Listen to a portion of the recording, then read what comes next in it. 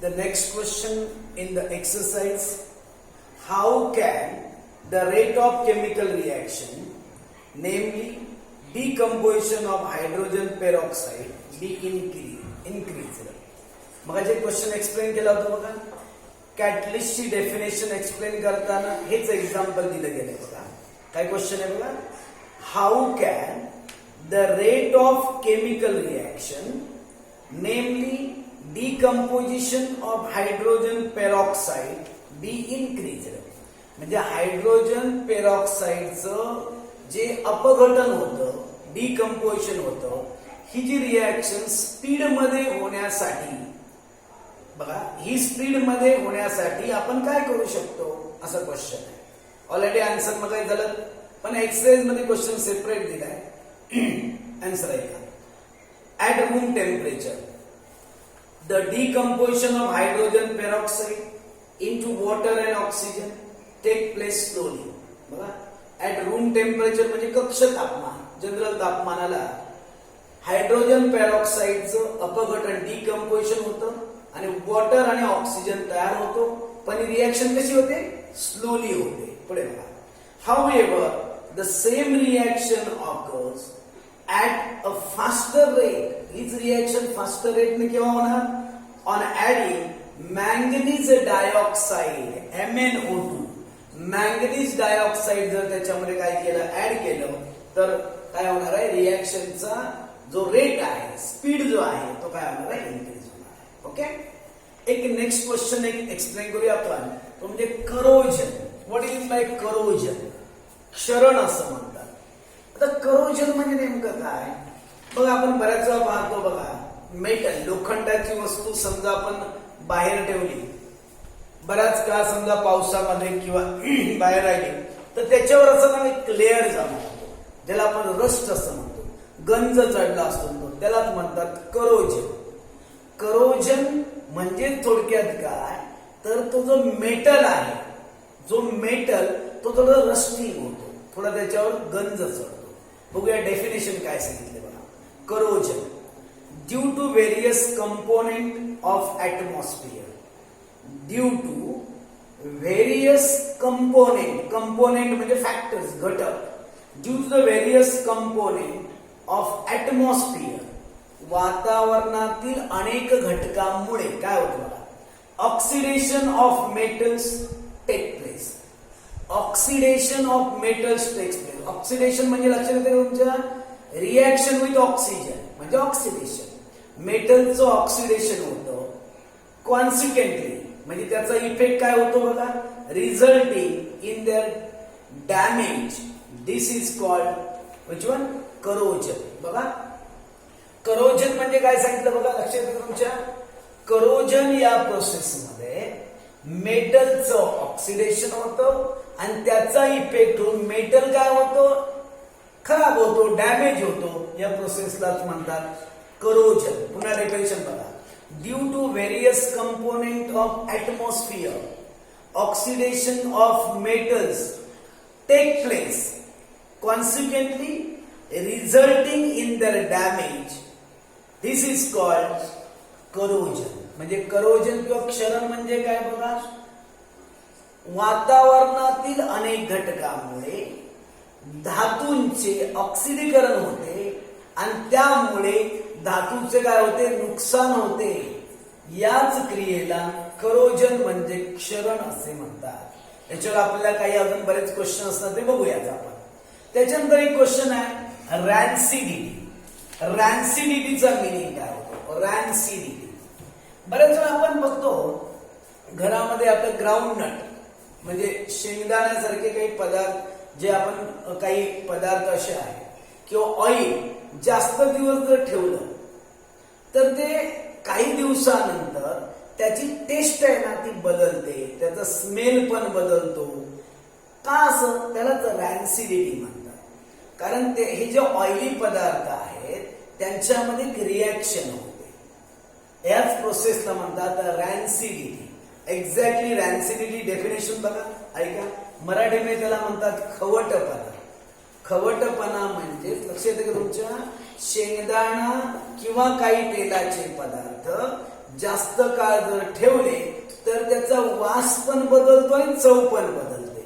यालाच म्हणतात खवटपणा, रॅन्सिडिटी. ऐका क्वेश्चन. व्हेन ऑइल और फॅट्स और लेफ्ट ओव्हर कुकिंग ऑइल, बघा काय सांगितलं, व्हेन ऑइल और फॅट्स, तेल, फॅट्स, अजून काय सांगितलं, लेफ्ट ओव्हर कुकिंग ऑइल म्हणजे स्वयंपाकामध्ये राहिलेलं असं तेल, काय undergoes oxidation if stored for a long time, it is found to have foul odor, it is called rancidity. Foul odor म्हणजे काय, दुर्गंधी, वास, खराब वास येतो, त्याचा बरेच टेस्ट पण चेंज होते, यालाच म्हणतात रॅन्सिडिटी. कळतं का? Oil, left over cooking oil or fats, if they are kept for a long time, they undergo oxidation and their smell is changed, there is foul odor, this process is called rancidity. Definition पुन्हा एकदा. When oil or fats or leftover cooking oil undergoes oxidation if stored for a long time and it is found to have foul odor, it's called rancidity. तेल किंवा मेद पदार्थ, fats ज्याला म्हटलं, हे जास्त काळ जर ठेवले, दीर्घकाळ ठेवले तर त्यांचं ऑक्सिडेशन होतं, म्हणजे ऑक्सिडीकरण होतं आणि त्यांचा चव आणि वास काय होते, बदलते. त्यालाच खवटपणा म्हणजे रॅन्सिडिटी असं म्हणतात. म्हणून बघा, तेलात आपण जर तेलाचा डब्बा वगैरे आणतो की नाही, त्याचं सील बघा, एकदम टाईट सील केलेलं असतं बघा. तेलाचा डब्बा वगैरे पॅक पूर्ण व्यवस्थित करतात, नाहीतर ते लवकर खराब होऊ शकतं. कळलं रॅन्सिडिटी? आता एक क्वेश्चन आपण बघूया. What is the reaction called when oxidation and reduction takes place simultaneously? Explain with example. Question काय सांगितलंय? When the both reaction take place simultaneously. Simultaneously म्हणजे immediate, ताबडतोब. दोन्ही प्रोसेस एकाच वेळी होणार. कोणत्या? ऑक्सिडेशन आणि रिडक्शन. मग या प्रोसेसला काय म्हणायचं हे तुम्हाला एक्झाम्पल देऊन एक्सप्लेन करायचं आहे. क्वेश्चन पुन्हा ऐका.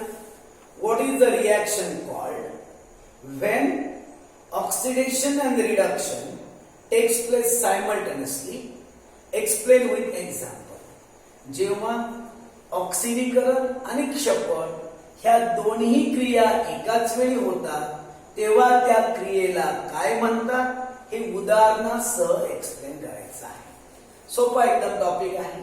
मी इथे 3 एक्झाम्पल देऊन ते एक्सप्लेन केलेलं आहे. बघा, लक्षात ठेवा. जेव्हा ना दोन्ही रिएक्शन ऍट ए टाइम होणार, म्हणजे ऑक्सिडेशन पण होणार, रिडक्शन पण होणार, मग त्या रिएक्शनला म्हणतात रेडॉक्स रिएक्शन. कोणती? Redox reaction. मराठीमध्ये पण त्याला रेडॉक्स अभिक्रिया असं म्हणतात. बघा, फर्स्ट पॉइंट आहे का, the reaction which involves simultaneous oxidation and reduction is called redox reaction. म्हणजे दोन्हीही प्रोसेस जर ऍट ए टाइम होत असतील, ऑक्सिडेशन आणि रिडक्शन, मग त्याला काय म्हणतात, रेडॉक्स रिएक्शन असं म्हणतात. Second point, in this redox reaction, one reactant gets oxidized and other gets reduced. यामध्ये काय होतं माहिती का, एकाचं ऑक्सिडेशन होतं आणि एकाचं रिडक्शन होतं. या प्रोसेस मध्ये लक्षात घ्या, एक पदार्थाचं ऑक्सिडीकरण होणार आणि एकाचं क्षपण होणार.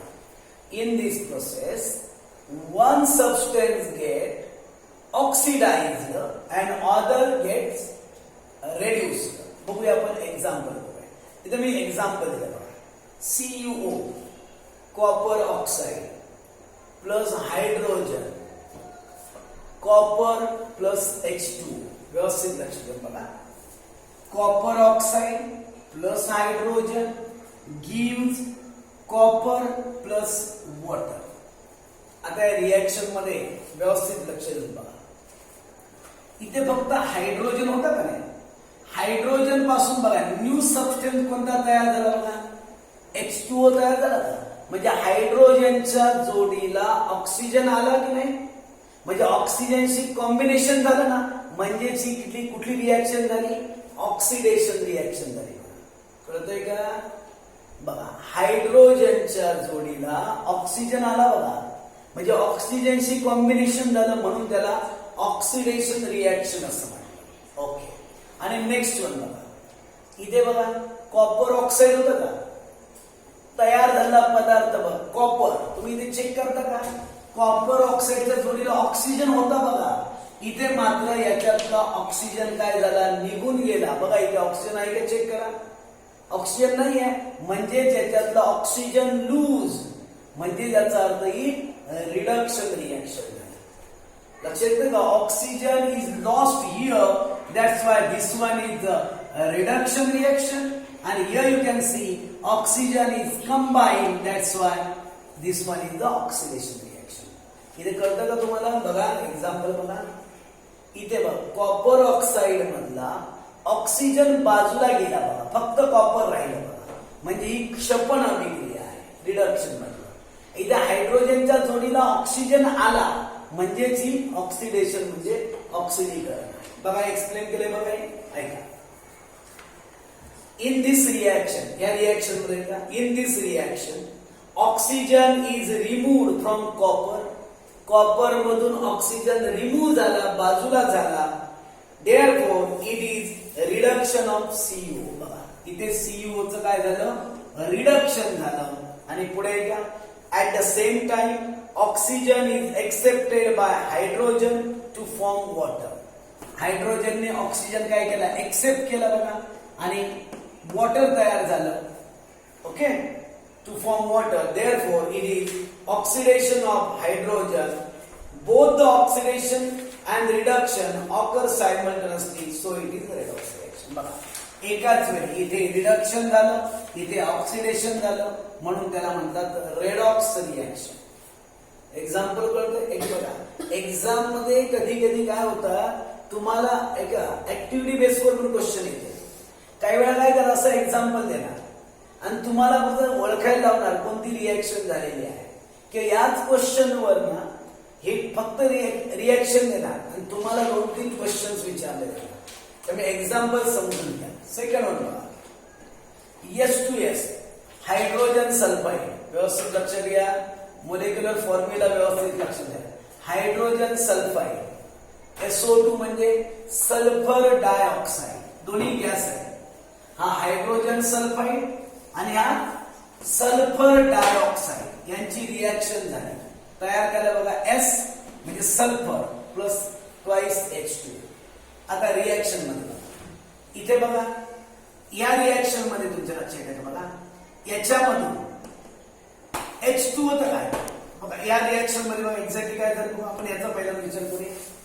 इथे बघा O2 होता का, व्यवस्थित बघा, इथे ऑक्सिजन होता बघा, याच्यापासून S फक्त सेपरेट झाला, म्हणजे याच्यात ऑक्सिजन काय झाला, सेपरेट झाला का. बघा SO2 आहे ना, ऑक्सिजन आहे, इथे बघा ऑक्सिजन आहे का, नाही, ऑक्सिजन काय झाला, सेपरेट झाला, म्हणजेच ही कुठली रिएक्शन आहे, रिडक्शन, क्षपण अभिक्रिया. आणि इथे चेक करा, इथे बघा हायड्रोजन होता, त्याच्या जोडीला बघा कोण आलेला आहे बघा, हायड्रोजनच्या जोडीला बघा ऑक्सिजन आलाय का, म्हणून ती कुठली रिएक्शन आहे, ऑक्सिडेशन रिएक्शन आहे. बघा हायड्रोजनच्या जोडीला ऑक्सिजनचं कंबाईन झालं म्हणून ही ऑक्सिडेशन. इथला ऑक्सिजन बाजूला गेला म्हणून त्याला काय म्हटलं, reduction. Third example, MnO2 manganese dioxide. HCl म्हणजे कोण, hydrochloric acid. MnCl2 manganese chloride plus H2O, 2H2O म्हणजे वॉटर आणि Cl2 म्हणजे क्लोरीन गॅस. हा एरो दाखवला बघा, क्लोरीन हा गॅस आहे. आता इथे पण तुम्ही चेक करू शकता, इथे ऑक्सिजन होता की नाही याच्यामध्ये, इथे बघा इथे ऑक्सिजन आहे का चेक करा, इथला ऑक्सिजन गेला की नाही बाजूला, म्हणून ही कुठली रिएक्शन, रिडक्शन. आणि इथे बघा, याच्या बघा हायड्रोजनच्या जोडीला कोण आला, ऑक्सिजन आला का, म्हणून याला काय म्हटलं, ऑक्सिडेशन रिएक्शन. ऑक्सिजनची बघा ऑक्सिजनचं कंबाईन झालं म्हणून ऑक्सिडेशन. इथलं ऑक्सिजन काय झालं, सेपरेट झाला म्हणून त्याला म्हणतात रिडक्शन. हे बघा एक्झाम्पल सिंपल आहे. एक्झाम्पल सुद्धा पाठ करावे लागणार आहे. काही वेळा तुम्हाला फक्त विचारतात रेडॉक्स रिॲक्शनचे एक्झाम्पल सांगा. त्यामुळे ह्या रिॲक्शन्स लिहून ट्राय करा. ओके.